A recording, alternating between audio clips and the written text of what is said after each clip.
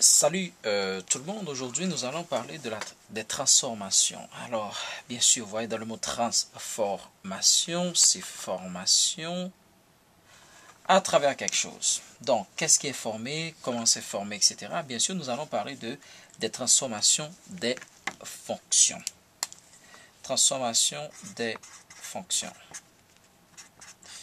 Ok, j'écris les fonctions sous forme de f de x. Bon. Bien sûr, quand on parle de transformation, on voit bien sûr le premier mot qui doit nous venir à la tête, c'est le mot de changement. Mais vous allez me dire qu'est-ce qui change et comment ça change. Bon, dans notre cas, nous allons voir les transformations des fonctions. Mais juste avant, il y a quelque chose de très important qu'on doit se faire un rappel. Et ce rappel-là, c'est bien sûr transformation géométrique.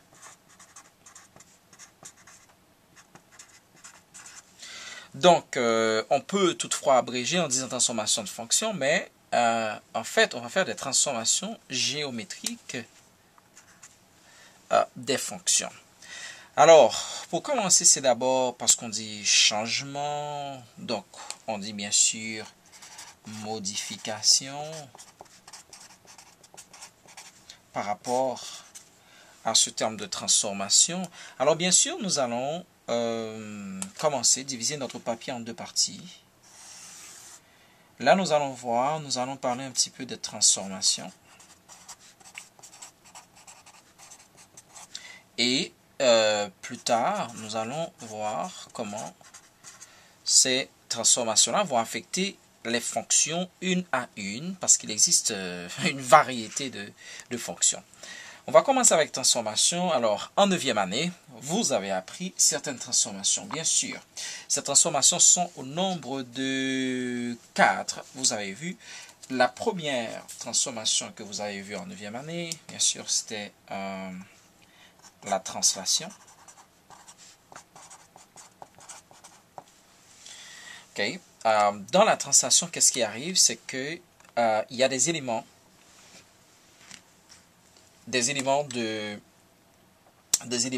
par exemple un point ou une figure géométrique qui subit bien sûr un certain déplacement.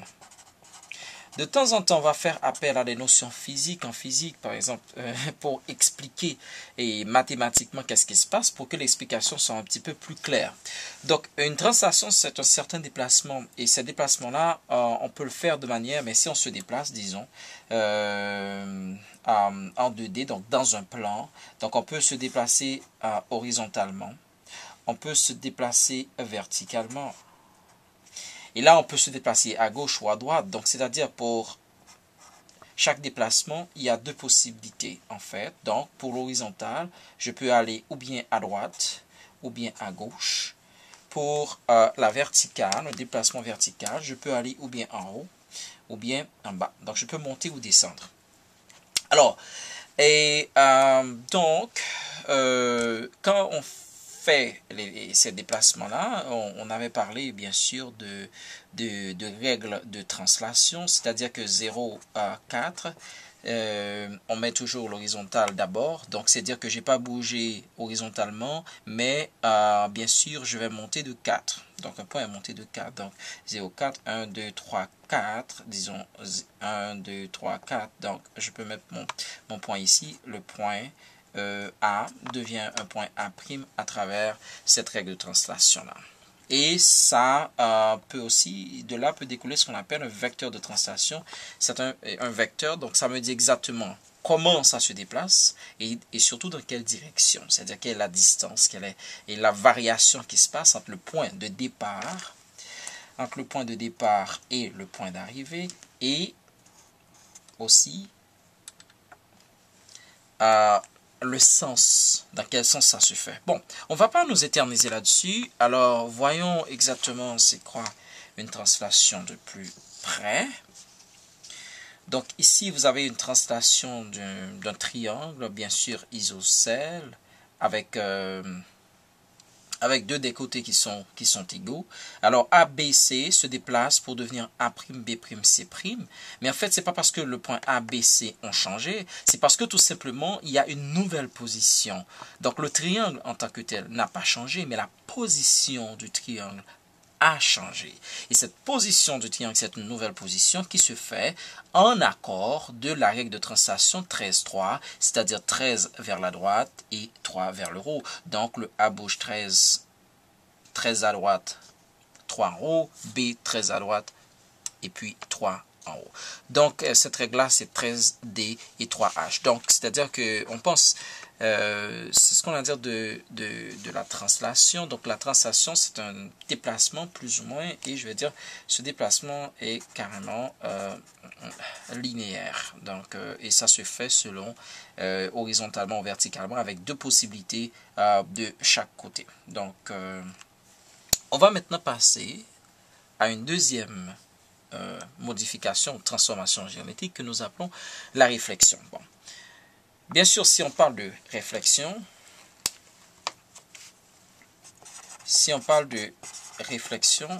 donc la première chose qui doit nous monter à l'idée, c'est que c'est d'abord un phénomène physique quand on dit réflexion, mathématiquement quand on le fait. Et il faut d'abord penser à des phénomènes, par exemple, se regarder dans un miroir, ou se placer par exemple devant un lac. Hein. Si vous êtes devant un lac, qu'est-ce qui arrive? Vous allez vous voir votre image renversée par rapport à lac. Et quand on parle de réflexion, ce qui doit nous arriver et comme notion première, c'est ce qu'on appelle la symétrie. Okay? C'est le fait qu'il va y avoir à la même distance d'un point ou d'une figure par rapport à un troisième. Pour illustrer cette réflexion-là, prenons cette partie-là. Vous voyez ici la flèche bleue qui s'en va dans deux directions contraires. Donc, je peux illustrer ici avec mes feutres. Donc, ici, vous avez comme un miroir. Et ici, vous avez exactement ces feutres qui arrivent. Et cette réflexion se fait par rapport à l'axe des Y. C'est comme si vous auriez placé un miroir exactement au milieu. Et on peut le faire aussi par rapport à l'axe des X. Alors, on va illustrer avec notre maquette en cartésien. Donc on peut faire, la réflexion peut se faire ici, toujours à la même distance par rapport à X. Mais qu'est-ce que vous voyez? Si la réflexion se fait par rapport à X, c'est que les valeurs de X ne changent pas. Okay? Les valeurs de X restent pareilles, mais qu'est-ce qui change? C'est la valeur de Y, c'est-à-dire que, vous voyez ici, c'est Y descend, Y devient 0 et Y devient moins, et ça va vers le bas. Donc, vous voyez que les valeurs de X ne changent pas. Donc, quand vous faites une réflexion par rapport à X, par rapport à l'axe, les valeurs qui sont sur l'axe ne changent pas. Et c'est ce qu'on peut faire ici. Si je fais par exemple une réflexion par rapport à Y, je le déplace ici par rapport à Y, c'est que les valeurs de X ont changé. Et si je déplace ici par rapport à X, les valeurs de Y vont changer, mais les valeurs de X ne changent pas. Donc, toute projection sur l'axe des X va donner la même chose, tandis que vous voyez que l'axe des Y, les valeurs sur l'axe des Y sont en train de changer. Alors, ça, c'est pour la réflexion. Et on va aborder la rotation, mais pour le moment, on ne va pas bien sûr,